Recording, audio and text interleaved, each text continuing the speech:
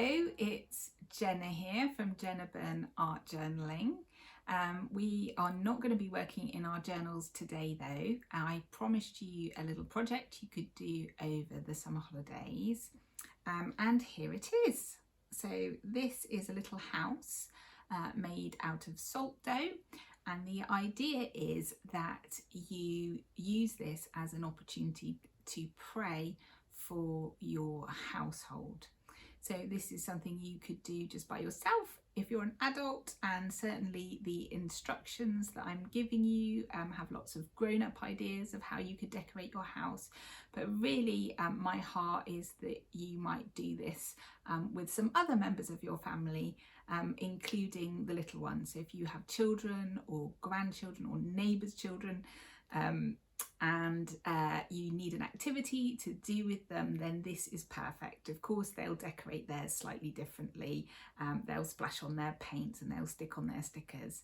But really the most important thing is that this is an opportunity for you to talk together about God, how God loves each member of your household, of your family, how he has a purpose for each of them, and to think, what is my big prayer for my family? And you can add that in the form of some words at the end.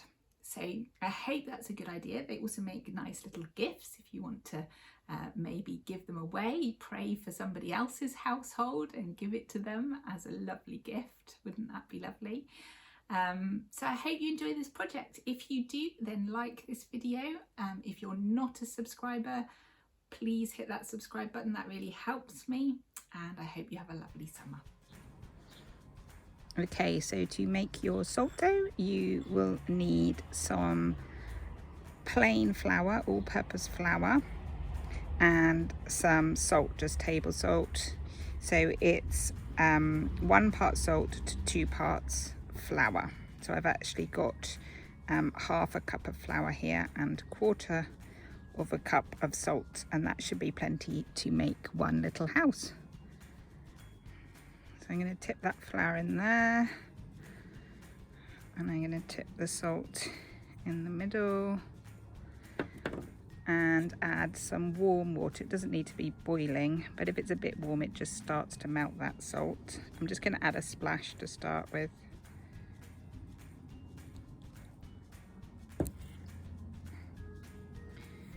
And then you can start to mix it up with your hands or with a spoon. You don't want it too wet.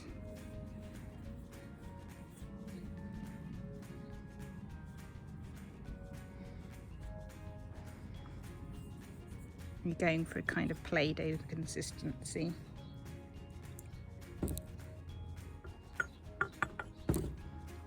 And you're just mixing it all together until it comes together in a ball.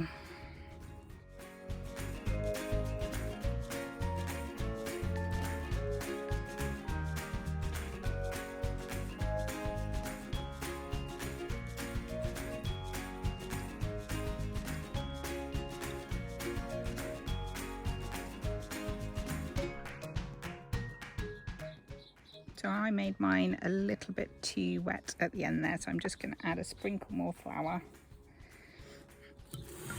And I'm going to add some flour to my surface as well. Right, so I'm going to roll that out until it's about 1/2 centimetre thick, maybe.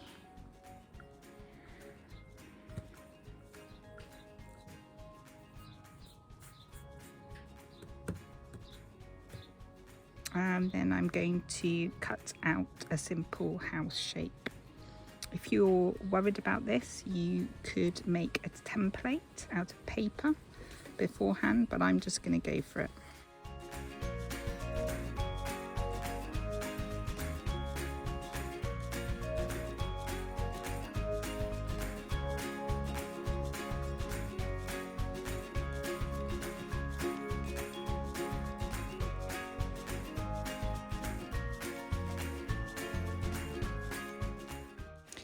I realised that I had forgotten to add a chimney, but that's no problem. You can add on extra bits to your house, just to use a little bit of water as glue and make sure you squish it down well.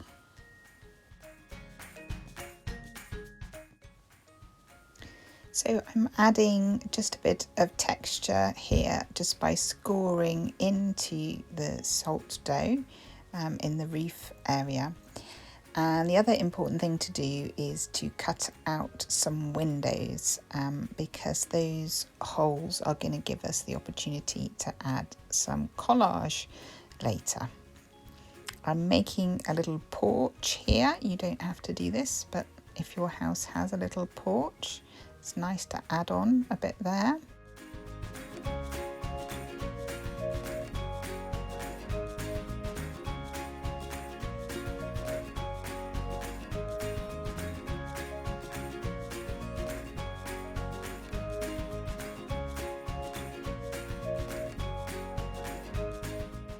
And finally, you want to add quite a nice big hole at the top, at least the size of a pencil.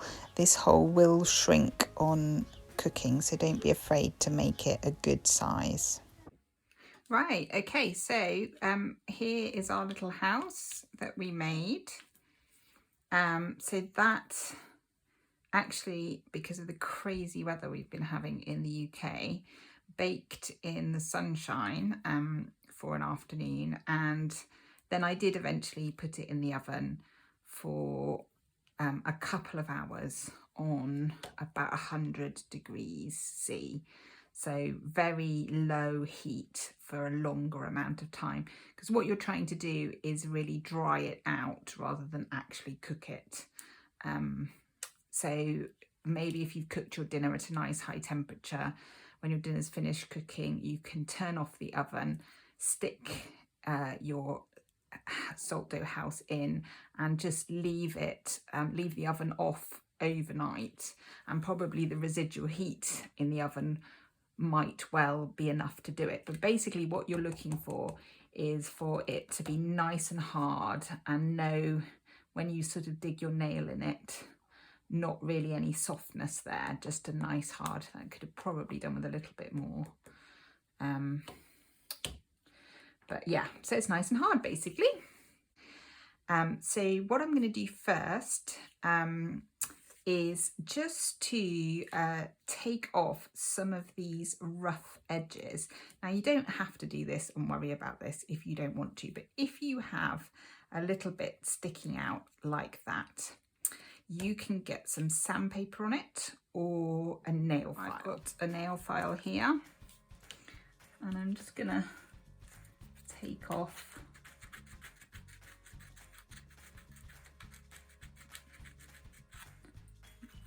the slightly sharp edges.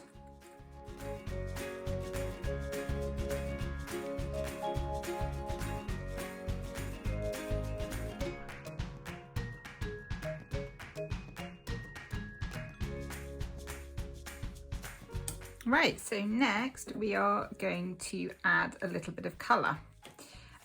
So you could use any sort of paints for this, but I like to use watercolour because I just want to do a bit of a wash. I don't really want really intense opaque colours like acrylics might give me. But if that's all you've got, have a go with acrylics, that's fine. So I'm just going to use, I think I'm going to do this one bit more of a browny palette. So I've got some yellow ochre here. I've also got some coffee, which might work just to stain it. I'm kind of going for a bit of a stain or a wash. Got some burnt umber. So I'm not really going for even coverage here.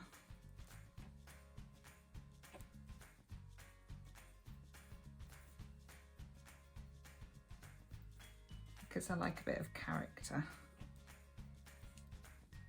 and I am using it really quite diluted, and if it picks up all the little textures and cracks, then More is the better as far as I'm concerned. Don't forget to do the sides. It's up to you whether you want to do the back as well. I'm just going to show you the front today. But make sure you get in all the little nooks and crannies.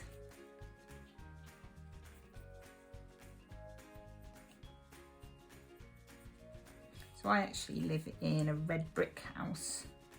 So that's why I did my original one, kind of reddy orangey colours. But a lot of the houses around here where I live in the Cotswolds are famous for their yellowy stone, cream coloured stone.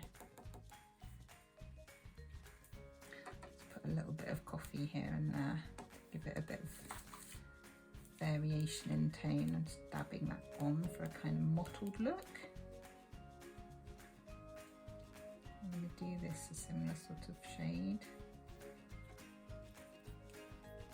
If you like, think about your house, because that's what this is representing. What does your house look like? What colour stone or brick is your house made of? Might go a kind of darker slate for the roof. Add a bit of maybe a darker colour, like a grey. Oh yeah, that's good.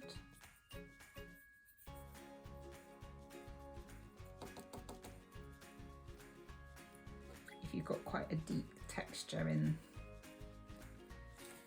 like I have with these lines, you could even use your fingers actually. You could even just rub the paint on. Look at that, it's picking up the texture there. That's quite cool, I like that. Yay!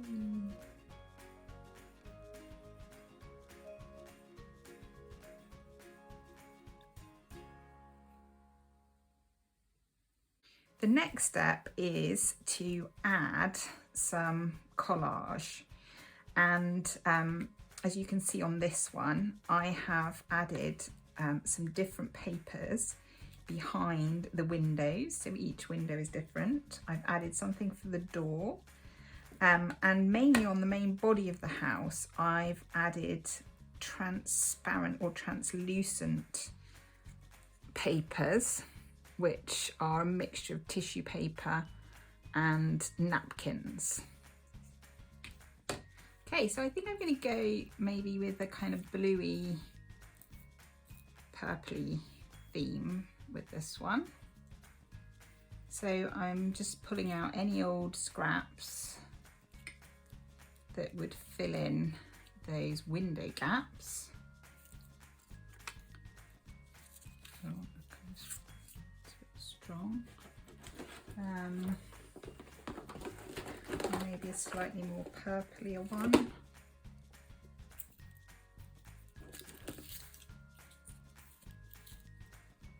Yeah, that was quite fun.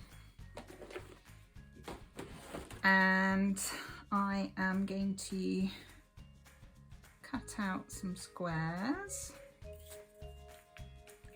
that need to be bigger than your gap. Quite a bit bigger actually.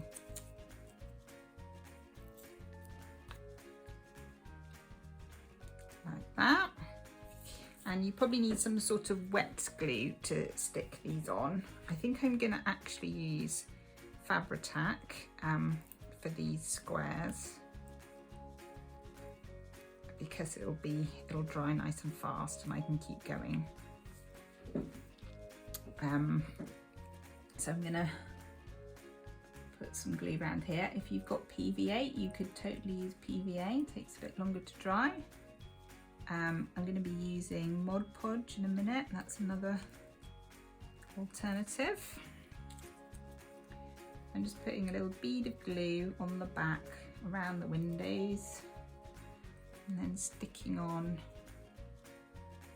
my nice window collage pieces. Make sure those are stuck down nicely.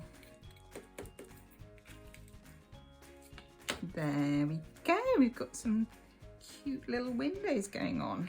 Right, now what about the front door? I was thinking maybe of using this. I'm going to use the Mod Podge glue.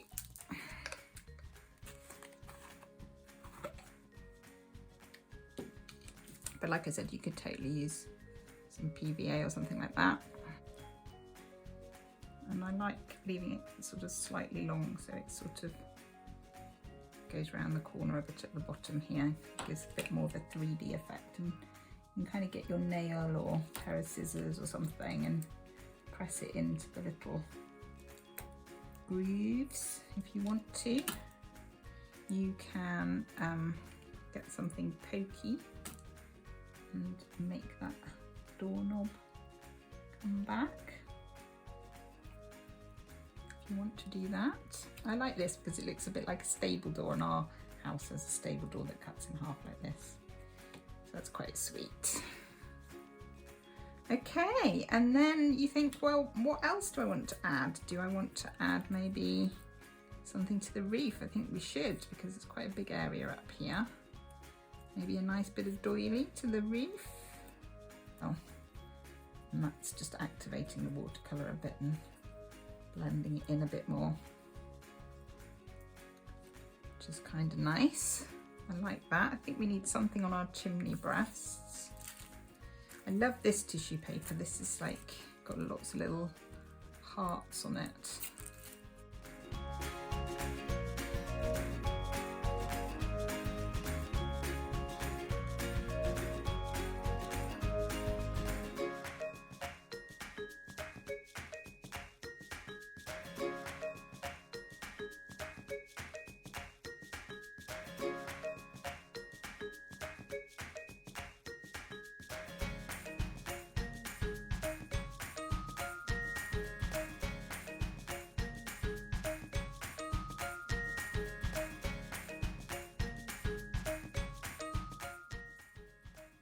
Now, I'm being really pernickety about this, but if you're doing this with your kids or grandkids, you don't have to be this fussy at all. I quite like putting a little bit of something floral growing down the bottom of the house, maybe.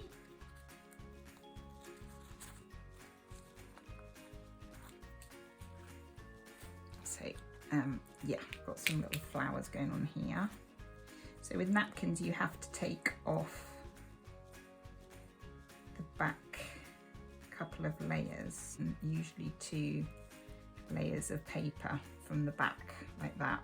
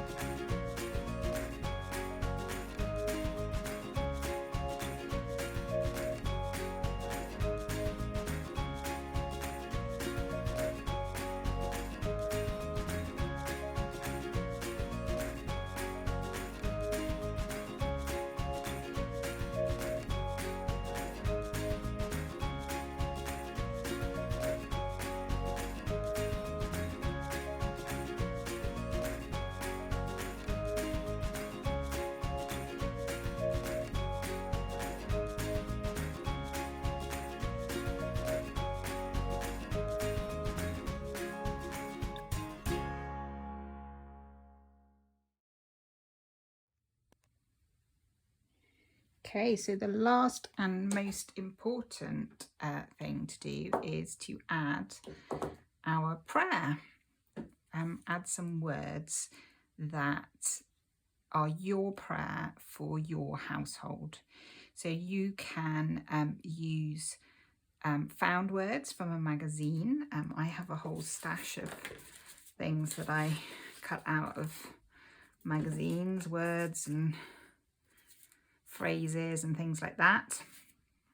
You can cut out a Bible verse and stick it on, or you can just write some words that are your heart's prayer for your household, or stamp them. If you've got a little stamp set, something like this, you can stamp some words. So I've done a combination of all 3 here. I did find this and I thought, yeah, we need kindness and patience in our household. That is definitely my prayer for the summer holidays. But my bigger prayer for my family is that we would be God chasers, that we would follow God. Each of us would live a life of adventures with God. So my words I found Wild Untamed in a magazine. I stamped the words God Chasers using my stamp set, and then this little Bible verse I just found in my collection of words already cut out. I'm not even sure where it's from. I'll have to look it up. It says, because they will all know me, from the least of them to the greatest. Amen. So I'm going to stick that on, praying it in my heart as I do so.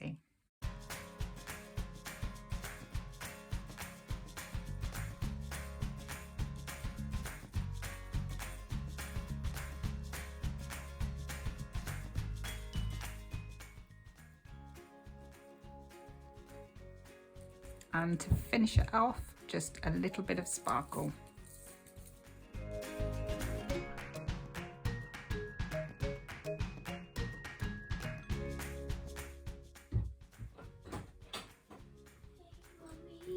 Hey babes. Oh, that looks really nice. Look at the sea. Do you like it? Okay.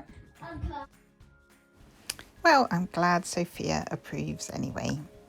So for the final touch, you can add a nice ribbon through that hole that we made in the top of your house. That will enable you to hang it up if you want to as well. And I think it just looks nice to have a nice big bow on the top as well.